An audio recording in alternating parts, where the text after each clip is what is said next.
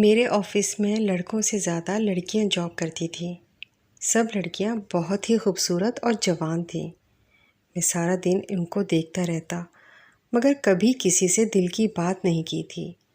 میری عمر 60 سال تھی اور میری بیوی بوڑھی ہو چکی تھی۔ وہ زیادہ تر بیمار رہتی تھی۔ میری خوراک اچھی ہونے کی وجہ سے میں 40 سال کا لگتا تھا۔ میرا دل ابھی جوان تھا، چاہتا تھا کہ میں دوسری شادی کر لوں اور اپنی زندگی کو اپنے طریقے سے انجوائے کروں، مگر ہمت نہیں کر پاتا تھا۔ ڈر لگتا تھا کہ کوئی لڑکی میرے منہ پر تھپڑ ہی نہ مار دے۔ آج میں آفس سے نکلا تو اسی بات کو سوچتے ہوئے گاڑی بہت تیز چلا رہا تھا۔ مجھے لگا تھا شاید سڑک پوری طرح خالی ہے، لیکن اچانک ہی کوئی گاڑی کے سامنے آ گیا۔ میں نے جلدی سے بریک لگا دی۔ میں تیزی سے گاڑی کا دروازہ کھول کر نیچے اتر آیا۔ میں بہت خوف زدہ ہو گیا تھا کہ کہیں کوئی بڑا نقصان نہ ہو گیا ہو، کیونکہ میری گاڑی کی رفتار بہت زیادہ تھی۔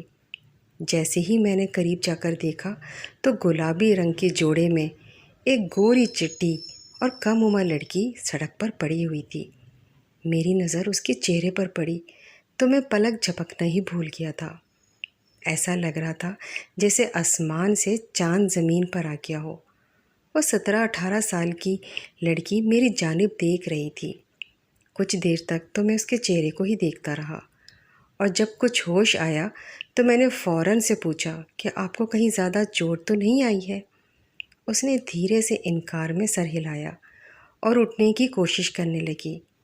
میں نے فوراً سے اس کا ہاتھ پکڑا اور اسے کھڑا کرنے کی کوشش کی تو اس نے میری توجہ دور پڑی بیساکھی کی طرف دلوائی۔ میں لمحہ بھر میں چونک گیا تھا۔ میں سوچ بھی نہیں سکتا تھا کہ اتنی خوبصورت لڑکی معذوری کا شکار ہوگی۔ سچ کہوں تو میں پہلی ہی نظر میں اس پہ دل ہار بیٹھا تھا۔ میں نے اس کی بیساکھی اٹھائی اور اسے سہارا دے کر کھڑا کیا تو وہ شکریہ ادا کر کے دوسری طرف جانے لگی۔ میں نے اسے آواز دی اور کہا کہ آپ کو کہاں جانا ہے؟ کیا میں آپ کی کچھ مدد کر سکتا ہوں؟ میری بات سن کر وہ دھیرے سے مسکرائی اور کہنے لگی، مجھ جیسی معذور لڑکی کا بھلا کیا ٹھکانہ ہو سکتا ہے؟ لوگ تو ہمیں حقارت بھری نظروں سے دیکھتے ہیں۔ جانا تو مجھے گھر تھا، لیکن جس رکشے والے کے رکشے میں سوار تھی اس کا رکشہ خراب ہو گیا ہے۔ اس کی آواز میں ایسا درد تھا کہ مجھے اپنا دل چیرتا ہوا محسوس ہوا تھا۔ میں نے فوراً کہا، آپ میری گاڑی میں بیٹھ جائیں، میں آپ کو آپ کی منزل تک پہنچا دوں گا۔ پہلے تو اس نے حیران نظروں سے میری طرف دیکھا، کیونکہ میں اس کے لیے بالکل غیر تھا، اور رات کے اس سناٹے میں ایک آدمی پر بھروسہ کر کے اس کی گاڑی میں بیٹھنا کسی بھی نوجوان لڑکی کے لیے بالکل بھی آسان نہیں تھا۔ میں نے اسے یقین دلایا میں اسے حفاظت کے ساتھ اس کے گھر پہنچا دوں گا۔ کچھ دیر سوچنے کے بعد وہ میری گاڑی میں بیٹھ گئی، کیونکہ اس کے پاس دوسرا کوئی راستہ ہی نہیں تھا۔ جیسے ہی وہ حسینہ میری گاڑی میں بیٹھی، میری تو خوشی کا ٹھکانہ نہ رہا۔ میری نظر سڑک سے کہیں زیادہ اس کے وجود پر جمی ہوئی تھی، کیونکہ اسے دیکھ کر میرے اندر جذبات پیدا ہو رہے تھے۔ موسم پہلے ہی بہت خراب تھا اور ہم آدھے راستے میں ہی پہنچے تھے کہ تیز بارش ہونے لگی تھی۔ وہ لڑکی بہت زیادہ پریشان تھی۔ اس نے مجھے اپنا نام نادیہ بتایا تھا۔ وہ کہنے لگی، اب میں گھر کیسے پہنچوں گی؟ اگر میں اور زیادہ دیر سے گھر پہنچی تو میرے مالک مکان دروازہ نہیں کھولیں گے اور مجھے صبح تک دروازے پر ہی بیٹھنا ہوگا۔ اب مجھے سمجھ آیا وہ کیوں اتنی زیادہ پریشان ہو رہی تھی۔ اسے اپنے مالک مکان کی فکر ستا رہی تھی۔ میں نے کہا کہ یہاں سے میرا گھر قریب ہے، وہ چاہے تو آج کی رات میرے گھر پر ہی گزار سکتی ہے۔ میں اس کا ساتھ چھوڑنا ہی نہیں چاہتا تھا۔ وہ معذور ضرور تھی، لیکن اس کی خوبصورتی اور جوانی اس کی اس کمی کو پوری طرح چھپا دیا تھا۔ کچھ دیر سوچنے کے بعد وہ کہنے لگی، میں آپ کے گھر چلنے کے لیے راضی ہوں۔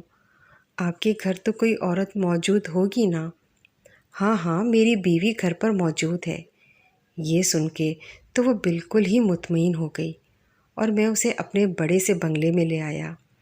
میں نے اسے یہ نہیں بتایا تھا کہ میری بیوی عمر میں مجھ سے دگنی ہے اور وہ شام ہوتی ہی اپنی دوائی کھا کر سو جاتی ہے۔ نادیہ میرا عالی شان گھر بڑی حیرت سے دیکھ رہی تھی۔ وہ بڑی حسرت زدہ انداز میں کہنے لگی کہ میں تو آج تک چھوٹی چھوٹی چیزوں کے لیے ترستی آئی ہوں۔ میں نے تو کبھی اتنا خوبصورت گھر خواب میں بھی نہیں دیکھا تھا۔ اس کی بات سن کر میں مسکرایا اور میں نے کہا، تم اگر چاہو تو یہ گھر تمہارا بھی ہو سکتا ہے۔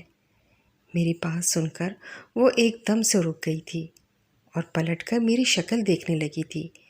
میں نے اسے بیٹھنے کا اشارہ کیا اور ملازمہ کو آواز دے کر اس کے لیے کھانا بنانے کو کہا۔ کچھ دیر وہ خاموشی سے مجھے ایسے ہی دیکھتی رہی اور پھر کہنے لگی، آپ کی بیوی مجھے کہیں نظر نہیں آ رہی ہیں۔ میں نے اسے بتایا کہ میری بیوی ایک 70 سال کی عورت ہے جو ہائی بلڈ پریشر کی مریضہ ہے اور رات کو 8 بجے دوائی کھا کر اس طرح سوتی ہے کہ صبح سے پہلے خبر نہیں ہوتی۔ سچ بتاؤں تو میں اپنی اس بڈھی بیوی سے تنگ آ گیا ہوں۔ میں چاہتا ہوں میری زندگی میں کوئی ایسا ہمسفر شامل ہو جائے جو میرے اندر کی تشنگی کو مٹا سکے۔ میں نے اس کی آنکھوں میں آنکھیں ڈال کر اپنی دل کی بات کر دی تھی۔ وہ کتنے ہی لمحے خاموشی سے بیٹھی رہی تھی۔ اس کا چہرہ بتا رہا تھا کہ اسے یہ میری بات بری نہیں لگی ہے، بلکہ وہ سوچنے کے مرحلے میں ہے۔ اسی لیے میں نے موقع دیکھ کر اسے چوٹ لگائی اور کہا کہ نہ ہی اس کے آگے پیچھے کوئی ہے اور نہ ہی میرے، تو کیا ایسا نہیں ہو سکتا کہ ہم دونوں مل کر ایک نئی اور خوشگوار زندگی شروع کریں؟ وہ جھجکتے ہوئے کہنے لگی کہ آپ کی بیوی کو اس بارے میں پتہ چلے گا تو کیا ہوگا؟ میں نے اسے یقین دلایا کہ کچھ نہیں ہوگا۔ میری بیوی سے تو اپنا آپ سنبھالا نہیں جا رہا، وہ بھلا کیا کہے گی؟ تم بس شادی کے لیے ہاں کر دو۔ نادیہ کہنے لگی، ٹھیک ہے، اسے مجھ سے شادی میں کوئی اعتراض نہیں، لیکن وہ اس شادی سے پہلے اپنی سیفٹی کے لیے کچھ چاہتی ہے۔ کہیں ایسا نہ ہو میں شادی کے بعد اسے استعمال کر کے چھوڑ دوں اور وہ کہیں کی نہ رہے۔ اسی لیے وہ میری جائیداد کا کچھ حصہ پہلے اپنے نام کروانا چاہتی ہیں۔ مجھے بھلا کیا اعتراض ہو سکتا تھا؟ میرے پاس جائیداد کی کون سی کمی تھی؟ اور یہ جائیداد میری اپنی بھی تو نہیں تھی، یہ تو میری اس بیوی کی تھی جس کے ساتھ میں بہت مشکل سے گزارا کر رہا تھا۔ میں نے نادیہ سے وعدہ کر لیا کہ میں اپنی آدھی جائیداد اس کے نام کر دوں گا۔ یہ سن کر وہ خوش ہو گئی اور کہنے لگی کہ ٹھیک ہے، مجھے بھی شادی پر کوئی اعتراض نہیں۔ ایک 18 سال کی جوان اور خوبصورت لڑکی میری بیوی بننے کے لیے راضی ہے۔ بس اس سے زیادہ خوشی کی بات میرے لیے کیا ہو سکتی تھی؟ ساری رات نادیہ میرے ڈرائنگ روم میں ہی بیٹھی رہی اور مجھ سے باتیں کرتی رہی۔ اس کی باتوں میں اتنی مٹھاس اور خوبصورتی تھی کہ میں پوری طرح اس کا دیوانہ ہو گیا تھا۔ اگلی صبح میں خود اسے اس کے گھر چھوڑ کر آیا تھا۔ وہ ایک پسماندہ سا علاقہ تھا جس کے ایک چھوٹے سے گھر کے اوپر والے پورشن میں وہ کرائے پر رہتی تھی۔ میں نے اس سے کہا تھا کہ میں اگلے ہفتے تک سارے کاغذات بنوا کر اس سے نکاح کروں گا اور اپنی جائیداد اس کے نام کر دوں گا۔ میری بات سن کر وہ مسکرائی تھی اور میں اسے چھوڑ کر واپس لوٹ آیا تھا۔ واپسی کے سارے راستے میں یہی سوچتا رہا، میں کتنا خوش نصیب ہوں جو عمر کے اس حصے میں نادیہ جیسی لڑکی میرے نصیب میں آ گئی تھی۔ میں جب گھر پہنچا تو میری بیمار اور بوڑھی بیوی جاگی ہوئی تھی۔ مجھے دیکھ کر کہنے لگی، ملازمہ بتا رہی تھی تم رات میں کسی کو گھر لائے ہو۔ فی الحال میں اپنی بیوی کو اپنے نکاح کے بارے میں نہیں بتانا چاہتا تھا، اسی لیے میں نے جھوٹ کا سہارا لیا اور کہہ دیا وہ میرے دوست کی بیٹی ہے اور آنے والے کچھ دن وہ اب ہمارے گھر میں ہی رہے گی کیونکہ میرا دوست کسی کام سے دوسرے ملک جا رہا ہے۔ یہ سن کر میری بیوی نے کچھ نہ کہا اور خاموش ہو گئی۔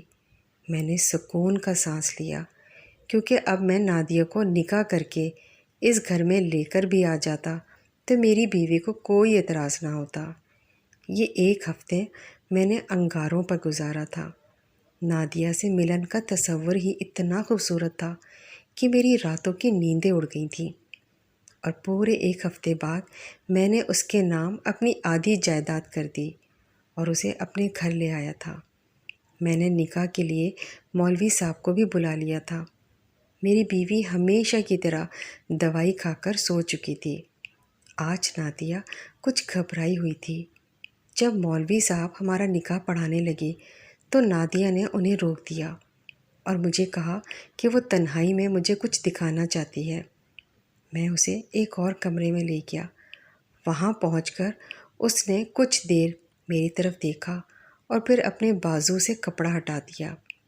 اس کے بازو پر ایک ایسا نشان تھا جسے دیکھ کر میرے ہوش اڑ گئے تھے۔ میں آنکھیں پھاڑے بے یقینی سے اس کی طرف دیکھ رہا تھا۔ میرا دل چاہ رہا تھا کہ زمین پھٹے اور میں اس میں سما جاؤں۔ آج میں اپنے ہاتھوں سے کیا کرنے چلا تھا؟ نادیہ چلا کر کہہ رہی تھی، آپ کو کچھ یاد آیا کہ نہیں؟ اگر آپ کی خواہشات پوری نہیں ہوئیں تو پوری کر لیجئے مجھ سے۔ نکاح اور اپنی ہر خواہش پوری کر لیجئے۔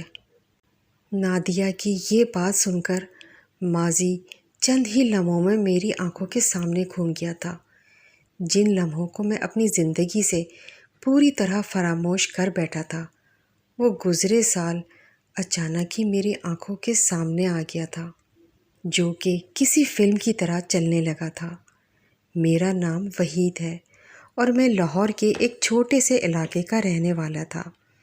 میرے ابو نے میری شادی میری پھپھو کی بیٹی عالیہ سے کروا دی تھی۔ میں ایک چھوٹی سی نوکری کرتا تھا، مگر گھر ہمارا اپنا تھا۔ عالیہ بہت ہی خوبصورت اور سیدھی سادی عورت تھی۔ اس سے شادی کر کے میری زندگی پوری طرح خوشگوار ہو گئی تھی اور میں اپنی زندگی میں مطمئن تھا۔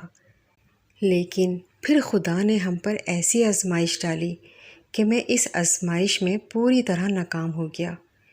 میری ایک بہت ہی خوبصورت بیٹی پیدا ہوئی تھی، لیکن وہ ایک نامکمل انسان تھی، کیونکہ اس کے پیدائشی طور پر دونوں ہاتھ نہیں تھے۔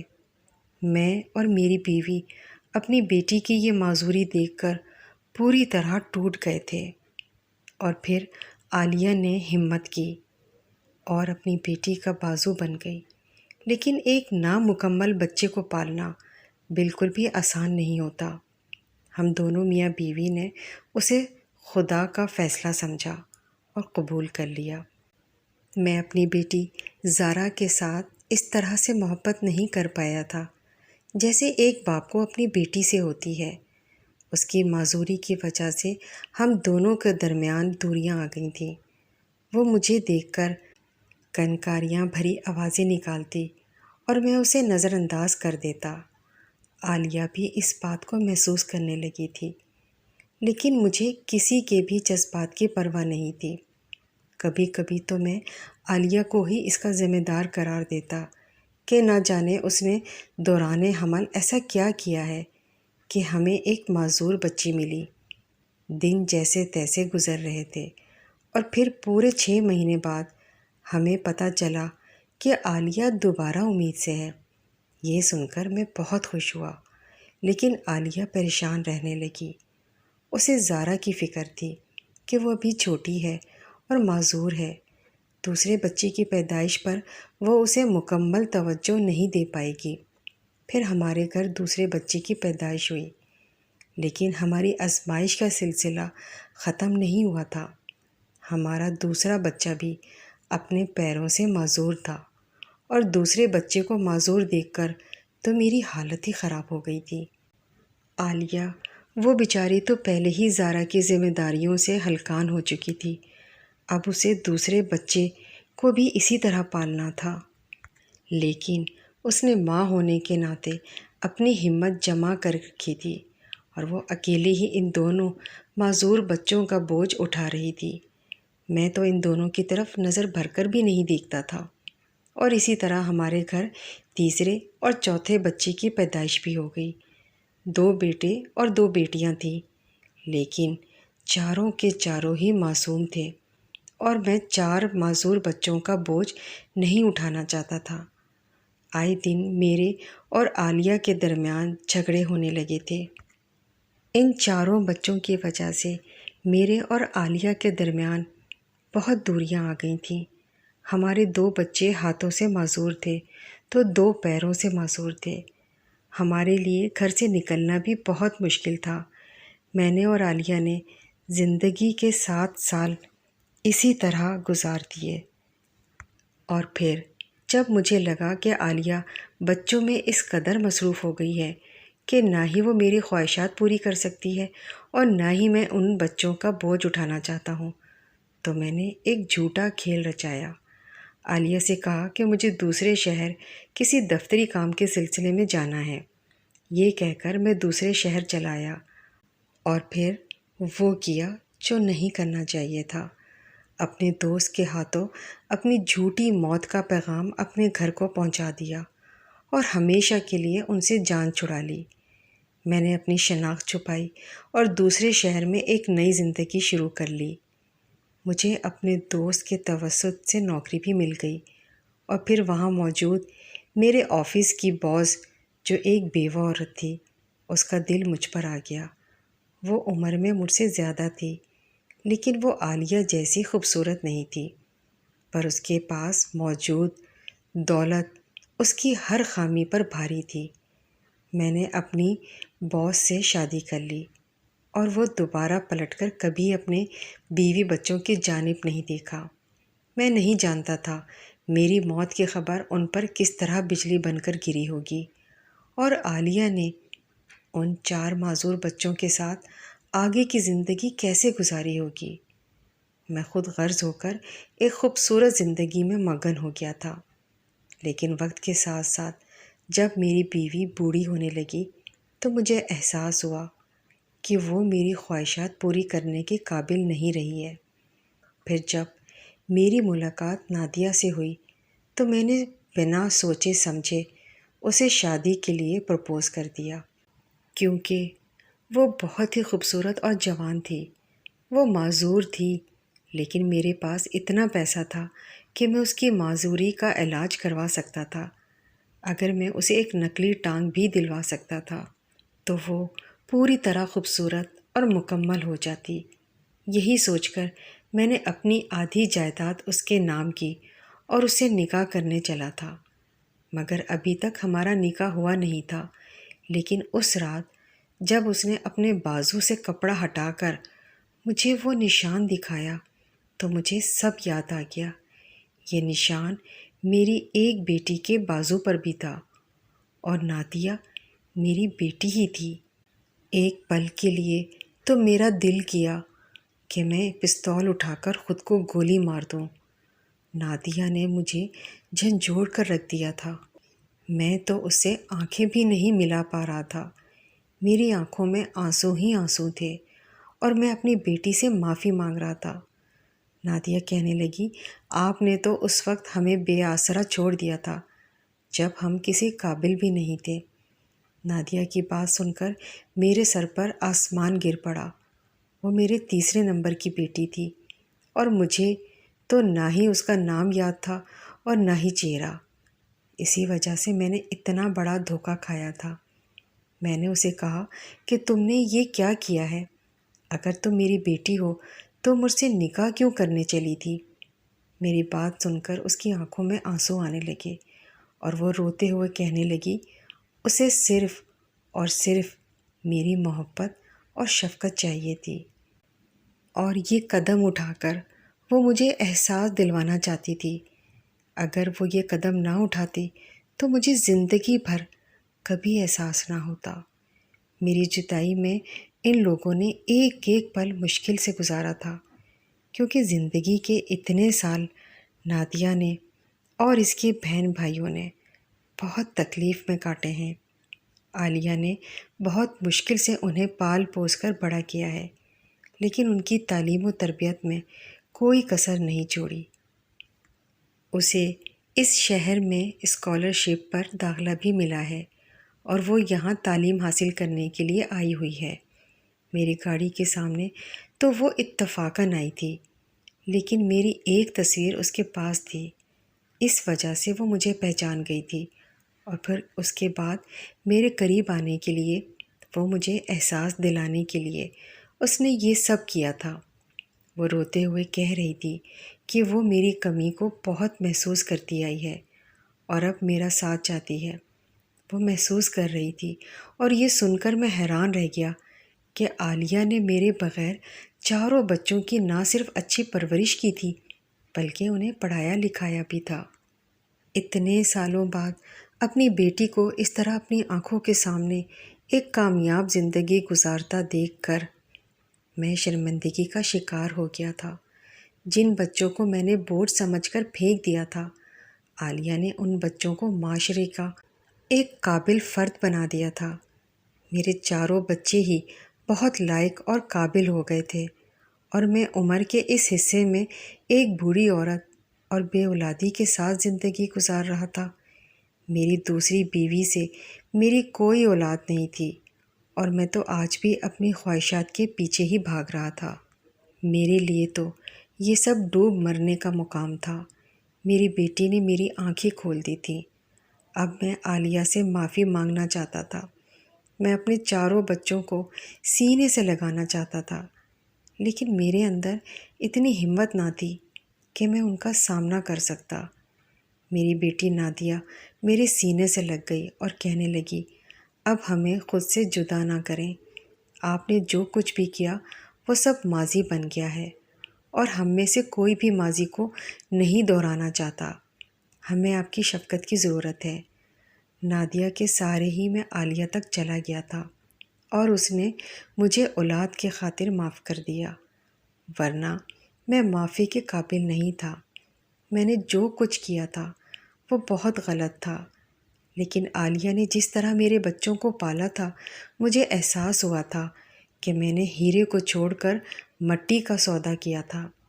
میری دوسری بیوی کو جب پتہ چلا کہ میں اپنے پہلے بیوی بچوں سے ملنے لگا ہوں، تو اس نے خود مجھے ان لوگوں سے ملنے کی اجازت دے دی، اور یہ بھی کہا کہ میں اپنی ساری فیملی کو یہاں لے کر آ سکتا ہوں اور ہم اکٹھے رہیں گے۔ میری دوسری بیوی بہت بیمار تھی، اور اسے پتہ تھا کہ میں اب زیادہ عرصہ زندہ نہیں رہوں گی، اسی لیے اب وہ میرے ساتھ خوشی خوشی رہنا چاہتی تھی۔ اللہ تعالیٰ کبھی کبھی ہمیں ہماری محبوب چیزوں سے آزماتا ہے، اور ہمیں اس کی ہر آزمائش پر پورا اترنے کی کوشش کرنی چاہیے، کیونکہ اسی میں ہماری بھلائی ہے۔ آپ لوگوں کو کیا لگتا ہے، میں معافی کے قابل تھا یا نہیں؟ اور میری پہلی بیوی نے مجھے معاف کر کے ٹھیک کیا ہے یا غلط؟ میری بیٹی کو مجھے احساس دلانے کے لیے یہ قدم اٹھانا چاہیے تھا یا نہیں؟ آج کی یہ سچی کہانی اگر آپ کو پسند آئی ہے تو لائک کر دیں۔